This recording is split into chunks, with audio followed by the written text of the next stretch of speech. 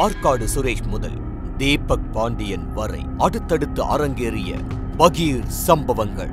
Nanguneri நவீனுக்கு encounter sketch போட்ட police. தென் தமிழ்நாட்டுல நிறைய சாதி முகங்கள் இருக்கு. அதுல ரொம்ப முக்கிய ஆளா பார்க்கப்படுறது ராயல் கிங் மதன். இவரு தன்னோட சமூகத்துக்கு நல்லது செய்யறதா நினைச்சு நிறைய சம்பவங்களை செஞ்சிருக்காரு. இதனால அவரை ஊரே ரவுடியா பார்த்தாலும் ராயல் கிங் மதனை அவர் சார்ந்த சமூக மக்கள் தலைவனா பாக்குறாங்க. அதுலயும் நெல்லை நாங்குநேரி பக்கத்துல இருக்கிற மறுகால் குறிச்சியை சேர்ந்த நவீன் ராயல் கிங் மதனை தன்னோட வழிகாட்டியாவே கொண்டிருக்காரு. சுயசாதி மேல அதீத ஆர்வம் கொண்ட நவீன் தன்னோட சமூக பிரச்சனைகளுக்கு தீவிரமா குரல் கொடுக்க ஆரம்பிச்சார். அதுக்கு முன்னாடி வரைக்கும் நல்லா படிச்சிட்டு இருந்த நவீன் சாதி பிரச்சனைகளுக்கு குரல் கொடுத்ததுனால ராணுவ வீரனாகணும்னு இருந்த ஆசையை தூக்கி எறிய வேண்டிய நிலைக்கு தள்ளப்பட்டார். ஆரம்பத்துல சின்ன சின்ன அடிதடியில ஈடுபட்ட அவரு அதுக்கப்புறமா கொலை செய்யும் அளவுக்கு துணிஞ்சாரு. இதுக்கு காரணம் துரைமுத்து. நவீனோட பெரியப்பா மகனான இவரு போலீஸ் என்கவுண்டர்ல சுட்டு கொல்லப்பட்டவர்.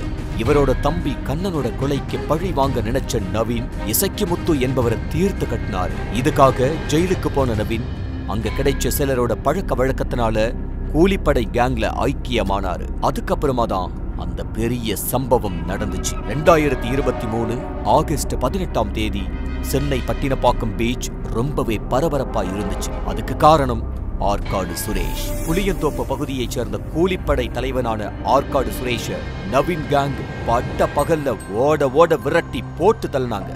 இந்த கேஸ்ல ரிமாண்ட் ஆன நவீன் வெளியே வந்தவுடனே அடுத்த சம்பவம் செஞ்சு தமிழ்நாட்டையே பரபரப்பாக்கினார். தேவேந்திர குல வேளாளர் சமூக மக்களின் உரிமைக்காக குரல் கொடுத்துட்டு வந்த தீபக் பாண்டியனை பட்ட பகல்ல தன்னோட சகாக்கள் கூட சேர்ந்து தீர்த்து கட்டின நவீன போலீஸ் அரெஸ்ட் பண்ணி மறுபடியும் ரிமாண்ட் பண்ணாங்க. தேவேந்திர குல வேளாளர் சமூக பிரச்சனைகளுக்காக சில குற்றச்சம்பவங்களை செஞ்சு முக்கிய நபரா அறியப்பட்ட தீபக் பாண்டியனோட மறைவு ஒட்டுமொத்த தென் தமிழ்நாட்டையே பதற்றமாக்குச்சு. ஏற்கனவே பசுபதி பாண்டியன் தரப்புக்கும் வெங்கடேச பண்ணையார் தரப்புக்கும் இடையே நீண்ட காலமா கேங் வார் நீடிச்சுட்டு வந்த சூழல்ல தீபக் பாண்டியனை போட்டதால தேவர் சமூகத்தோட முக்கிய முகமா நவீன் மாற ஆரம்பிச்சாரு. அவரை ஏதோ ஹீரோ ரேஞ்சுக்கு சோசியல் மீடியாவில் எல்லா இலசுகளும் கொண்டாடினாங்க.